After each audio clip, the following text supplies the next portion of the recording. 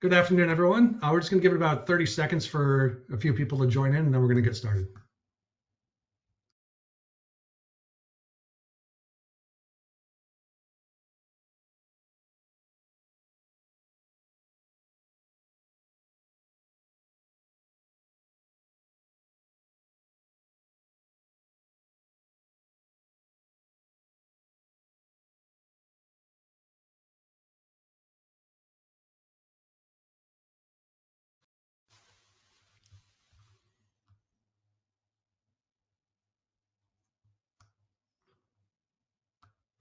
All right, looks like we have a few people still joining, but we're going to go ahead and get started. Welcome, everyone, to Unlocking the Power of Generative AI in LinkSquares Cloud.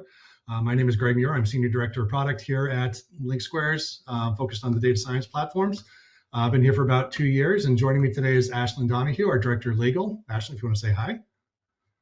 Hi, my name is Ashlyn Donahue. I'm the Director of Legal here at LinkSquares. I've been here for about 2 years and looking forward to talking with you all today about unlocking AI and helping optimize your team's operations and practices.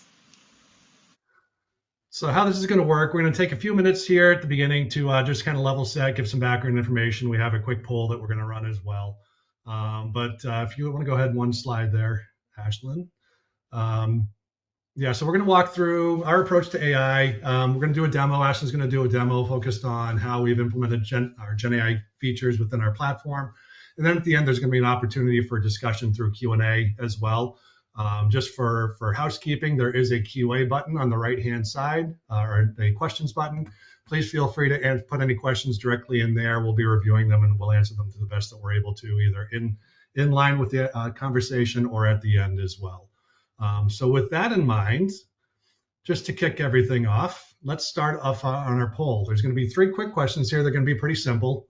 Most of them are yes and no or one type of answers. But the first one, do you use generative AI at work? Doesn't matter what the tool is, just yes or no.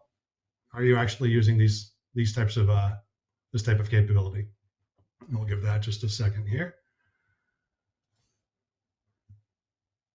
A few answers coming in. This is making me very happy, by the way. I like these numbers. I like this going up. All right, so somewhere north of 80%, we'll call it, for this first one here. That's good to see. And if we can kind of move on to the next one. If so, if you were one of those 86% that do you actually find it useful? I'd be surprised if this one deviated from the previous response, but you never know.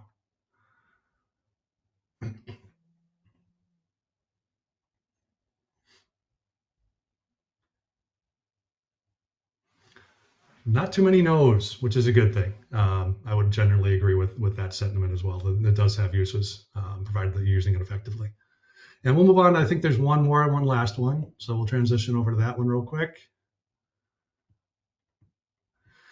Do you find the generative AI functionality in LinkSquares, whether it be analyze, finalize, or the word add-in, or do you use the generative AI functionality? So this is more geared towards our platform. If you're a current subscriber, to what level are you actually taking advantage of these? Are you using them at all? Yay, that makes me happy. All right, interesting. A little bit more even on this one. So this is good. This is kind of good to help set the conversation here today. Hopefully through the conversation and the demo, you get a better understanding of what it is that we've kind of built into our platform already, and maybe get a little bit of a glimpse into the future as well as to how we're moving things forward. But I'm happy to see that north of 50% of the respondents here actually are using our Gen AI features within the application space as well. All right. So just to kind of level set a little more, I'm not going to take up too much time here. I have 2 slides, so after the polls. So did think it was worthwhile to kind of review the growth of AI and legal technology. This could be extended beyond just legal tech into Gen AI in the market as a whole. But specific to legal tech, it all started with predictive AI, natural language processing, understanding content, understanding syntax of documents themselves. So being able to look at a document, understand what are the parties, what's the effective date, is this particular thing an assignment clause or is it something else? basically using the NLP technology or machine learning abilities to understand and extract information from contracts. But then the world changed almost 2 years ago today, November 30th of 2022, OpenAI released ChatGPT. And while the models underlying ChatGPT weren't new and weren't necessarily novel, what was new and novel was the interface and the accessibility of the technologies. All of a sudden, non-technical people got a glimpse as to what the powers and what the capabilities of this particular technology were, and it opened up a wealth of opportunities across all applications, including legal tech. But alongside of that rapid development and capabilities came some concerns over accuracy, hallucinations. Basically, are you getting a really legitimate sounding answer that is factually wrong, as well as data privacy? If you remember those early days, there was a lot of concern around, if I'm sending my data to a third party, what are they doing with it? Are they actually using that information to train their models? What's actually happening? I don't want to do that. I want to maintain control of all of my information throughout the entire process. Those were very much early concerns throughout the entire process. We as LinkSquares take that very seriously. So we actually partnered with Anthropic through AWS Bedrock using the Cloud Model Suite. Anthropic is a security-first provider of foundational models, I'd call it. They have a constitutional AI approach where they're very much security-focused and privacy-focused, and are very much well matched with our viewpoint of that as well, making sure that we could maintain control of the data throughout the entire process. Didn't have any concerns around data leakage or overall performance. And quite frankly, in our benchmark testing, it was just as good, if not better in a lot of cases, than the other models that were out there as well. So we moved forward with that, and we started to continue to implement features within our product space, and we will continue to do so moving forward. One last thing to keep in mind here as well, though, is that the investment in this space is continuing to grow at a rapid pace. All of the major providers, whether it be OpenAI, Anthropic, Google, Meta, whoever, are throwing lots and lots of money into this space. The models are effectively getting better. In the past 2 years, we've seen that from moving from GPT 3.5 to 4 to 4.0, et cetera. And even on the Claude side, moving from Claude to Claude 3 to Claude 3.5, and so on and so forth. These are going to continue to get better. So that foundational ability is going to continue to improve, thereby making the value to our users actually that much better as well. One slide forward. So you can actually load up both of these here as well. We'll have, oops, there we go. There's two. So LinkSquares' approach to AI. We are very much focused on the use case, right? So understanding our users' concerns, the pain that they have, the jobs to be done that they're trying to do, and making sure that we have the right solution that effectively solves that particular thing. So we don't necessarily want to release features just for the sake of releasing them, and making sure that they actually do have value and usefulness for our particular end users.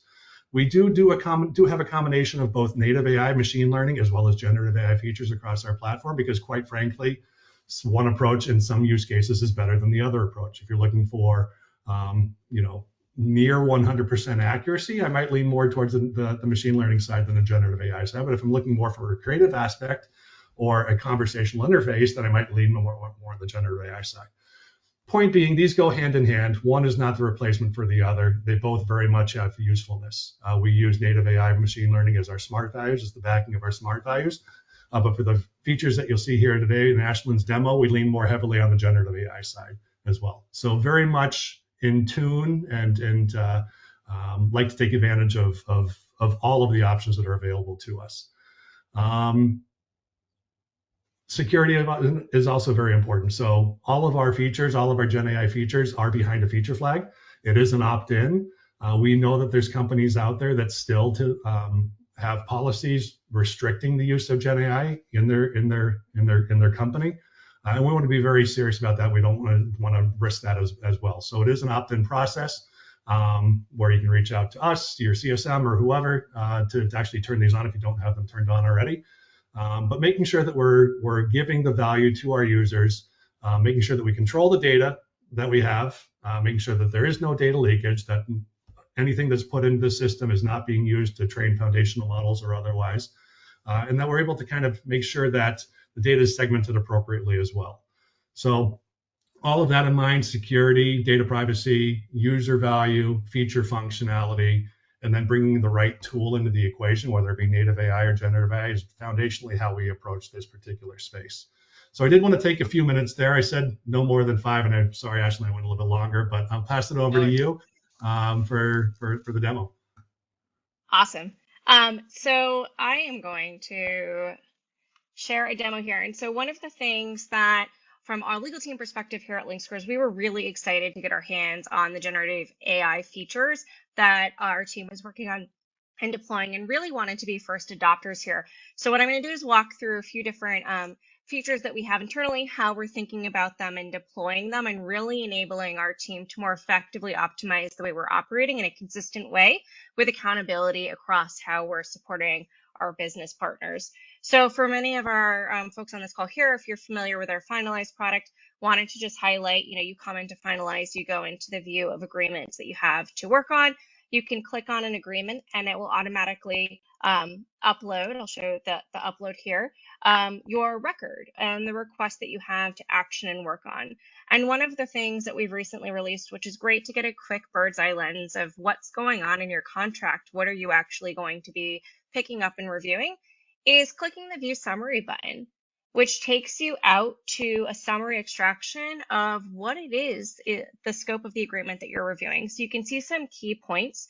An abstract, this is a mutual non-disclosure agreement between Gray Mobile LLC, and it's going to have a few different things that you might want to take a look at. You can actually click down here to see more specifically what it is the clause they're referencing is in the summary point.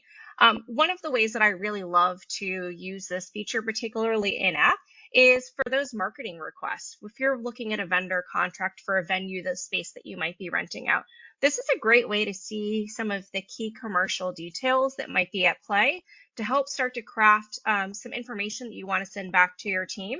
So really leaning on this summary as a quick lens and then helping to craft communications internally back to our stakeholders. For those who have our Word plugin downloaded, I'm going to put a plugin here. This is my favorite feature at LinkSquares in our product suite is that Word add-in. But when you download the Word document for review and you open it up, you immediately have this Word plugin in here once you have it installed, which has a number of our generative AI features embedded within it. Real quick, I'm just going to do a quick walkthrough of our Word plugin because I do think this is so impactful and powerful, particularly combined with the generative AI features that we have. But right from within the Word plugin, you can not only upload a new agreement version to the system, change the status, you can communicate back and forth with your team if you have questions about the contract, if you're going through it.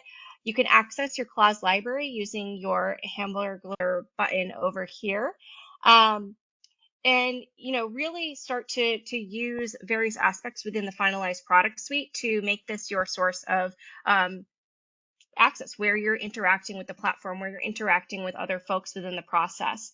And so last thing I will share before we move on is you can actually drag and drop this out, expand it out, which I have found to be really impactful for myself and for our team when we're thinking about the generative AI features and wanting to use it for things that we'll talk about today, like assisting with drafting of language and having it on a separate monitor or screen. So real quick, opening that back up. Right off the bat, where you can start to see is that abstract. This is going to be the same view as what you see in app if you go to that view summary toggle when you go into the agreement. So I referenced above, but it really provides you that quick synopsis. Not only do I sometimes use this to communicate back with business partners, or occasionally, I might use this to interact and create some summary for leadership on our team who might have a couple of questions around what it is that's come in or the scope of review for the contract. Real quick, I'm going to take a pause. I saw a question come in, which is a great question.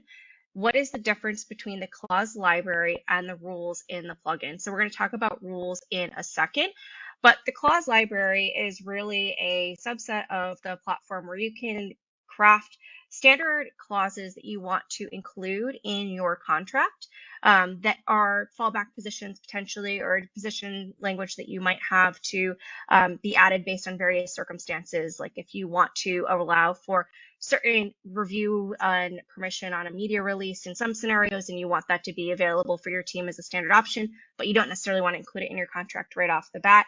That is a great example of how to use the clause library. And I think there's a lot of really great interplay between the drafting rules and our Gen AI features, which we're going to walk through in a second. And we can talk a little bit about how you can use what you include in your clause library in those drafting rules that you create to help really optimize the way that you're operating and the consistency with which you're including language in your contract. Great question. So back to this abstract, one of the things you can do right off the bat after you kind of get that quick synopsis, you understand what it is that you're going to be reviewing, is take a look at the changes. And I love this changes summary for really getting a lens through which I can communicate quickly back to the business or anyone else on the legal team where we're at with the deal. Sales will sometimes say, hey, how do the red lines look? How close are we? What has come back? And I might need to do a little bit more digging and investigation to understand, okay, we had 5 different clauses, generally we're conceptually aligned or not, but I can quickly see, okay, we had, quite a number of changes or just a couple of changes. These were the general sections they were in. So the changes tab here in the Word plugin is really helpful as a reviewer to get a quick lens through which to see what is it that the team is asking for from the last version that we either sent out to what we've received back for review internally. And then it shows you the change here as well. So you can click the highlight button to pop over to the clause, but if you have questions on like what exactly was the change, you can see it right here in the tool without having to, I have my track changes up here and I ran a compare, but you can see it in that lens and view as well if you did not. So real quick, gonna jump over to the rules or the drafting rules. One of the things that I think is so important for a well-functioning and scalable legal team is creating consistency in review and accountability in review. And so drafting rules to me are a way for us to implement our playbooks in the location that we're doing the work, right? Like where we're actually reviewing the contracts, how we're thinking about reviewing, to ensure that we have that accountability. Playbooks are great, right? You have consistent positions for an NDA. Maybe there's 5, 10 things you care about most. You want to make sure your team is checking, and they either have their playbook up on the side or they're reviewing it in parallel or have it memorized. But there's a human element to that, and there is a component that is making sure that they don't forget, for example, that the governing law needs to be in one of 3 approved states without approval. With drafting rules, you can actually use the system to set up rules that are aligned with the positions that you think matter most to your company and at a template level. Because what you care about most for an NDA and the things you want to check might vary from a software agreement when you're buying something to when you're selling something. And so having the fluidity and flexibility to create those rules around the contract templates and how you want your team to be reviewing them is really helpful and thoughtful. So you can see here, I've already run our rules, and I'm going to walk through a couple things that I find really helpful with them here. So you can see we have 6 rules as an example set up in the system today. Post termination confidentiality. So if confidentiality obligations do not extend at least 4 years after disclosure, flag. So if you want to make sure that the confidentiality protections will be for that period of time, it will assess the contract. And here it said needs review. And so what that's going to do is prompt me to look at the contracts portion where it's flagging me there might be an issue. It doesn't align with my playbook positioning. So here I can go in and I can look at some other information. If I have preferred language, this is where there's a great tie with your clause library. You can include, if you had preferred language for this that you had available in your clause library, you could include it here as well. If you have internal notes, I'll show an example of that in a minute. You would view that here. But really, I can now look and say, okay, did it actually have the 4-year obligation here? And if you look at the sentence, it says it's only going to be for 3 years from the date of disclosure. So it's flagging things, and now I know I have an adjustment that I need to make.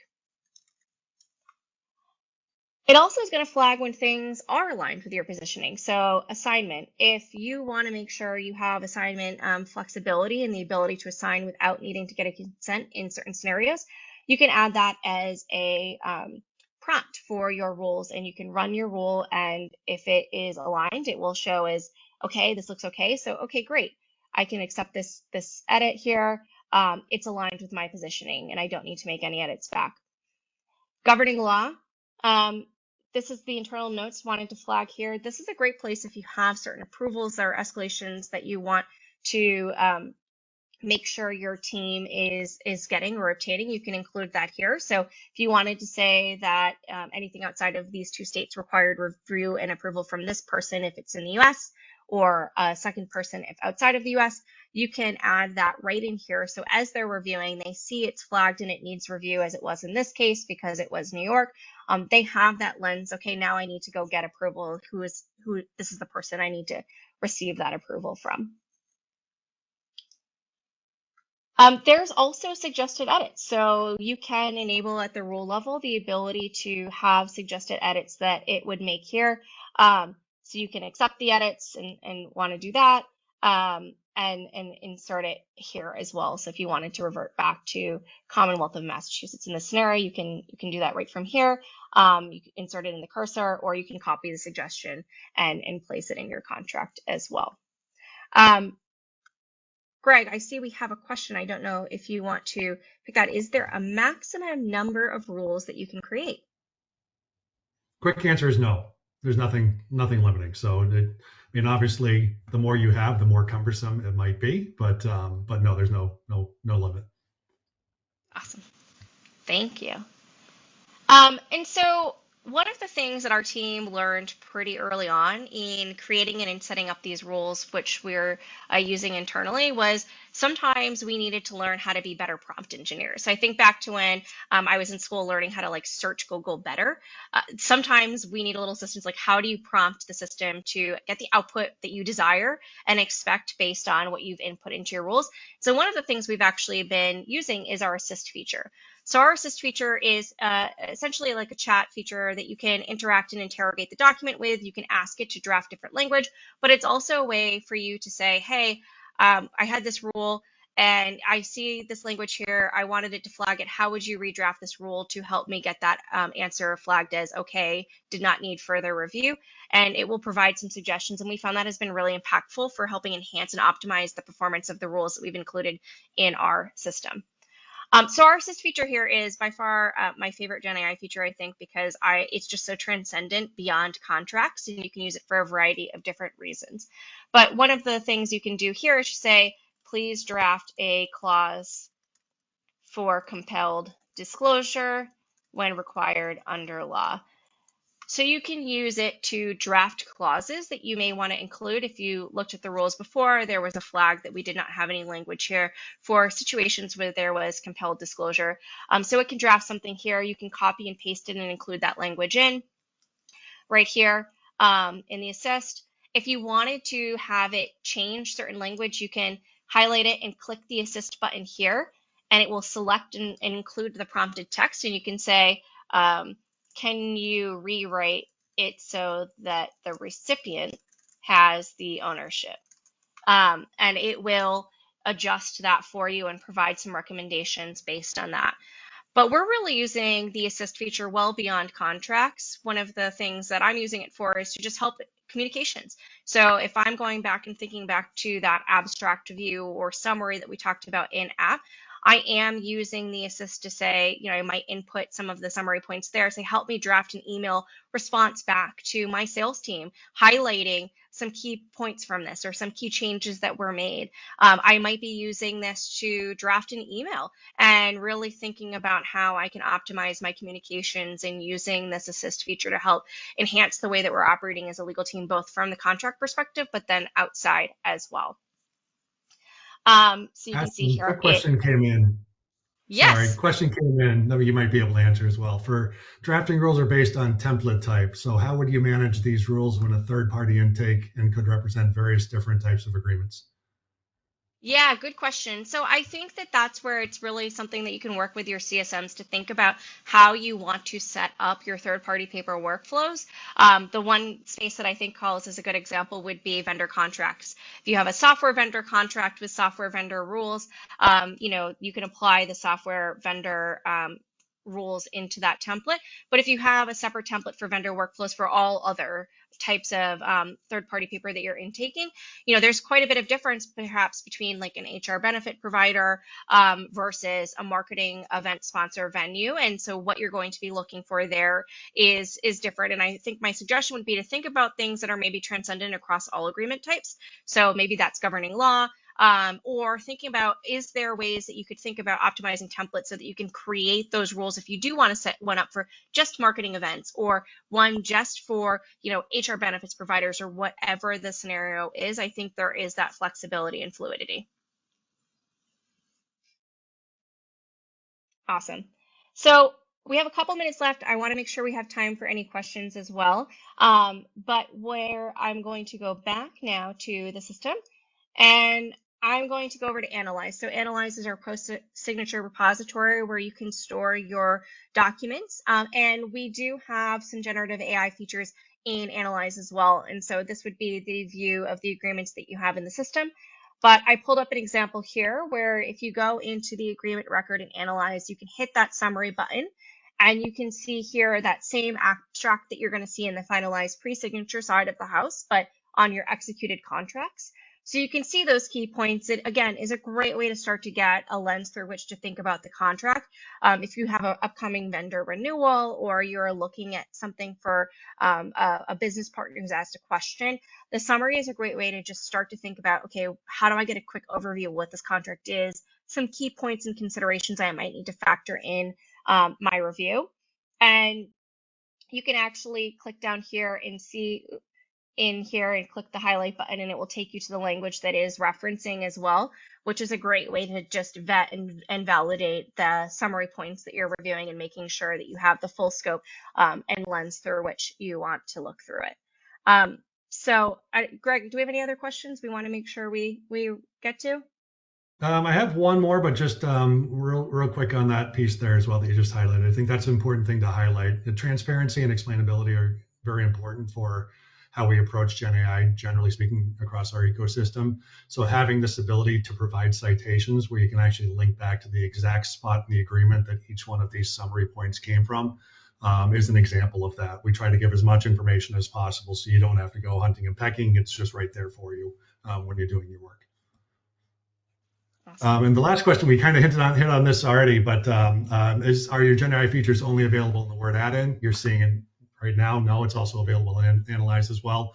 We do have Gen AI features in each one of our products, including Prioritize for suggesting tasks. So it's getting out there. It's going to continue to grow, and we're going to continue to provide more user value.